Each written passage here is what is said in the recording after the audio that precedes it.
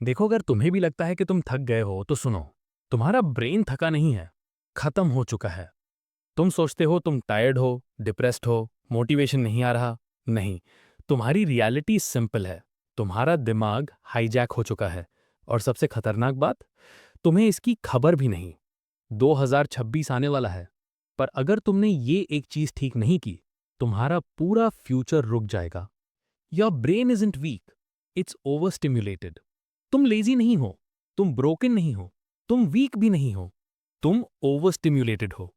हर रोज reels, shorts, porn, gaming, scrolling scrolling और scrolling.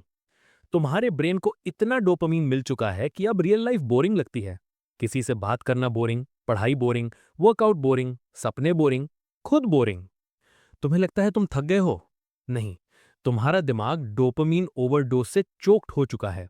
The trap is easy pleasure, zero effort. तुम सोच रहे हो लाइफ रुक क्यों गई, क्यों कोई ग्रोथ नहीं हो रही, क्यों कुछ एक्साइटिंग नहीं लगता।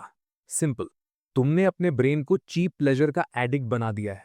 आजकल हर चीज 2 सेकंड में मिलती है, डोपामीन का इंस्टेंट पंच।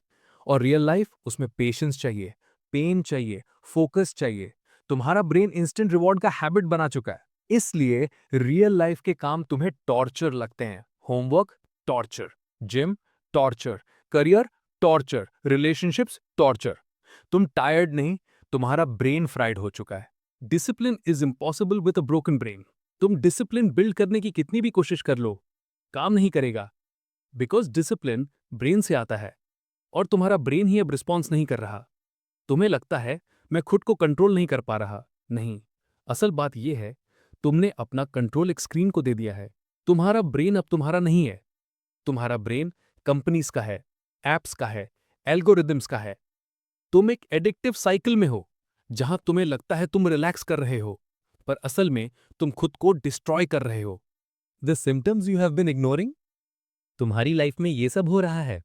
कुछ करने का मन नहीं करता, सुबह उठने का मन नहीं करता, फ्यूचर का डर लगता है, कॉन्फिडेंस टूट चुका है, सोशल एंजाइटी बढ़ गई है, माइंड ब्लैंक हो जाता है, काम 10 मिनट में बोरिंग लगने लगता है, फेक टायर्डनेस रहती है 24/7।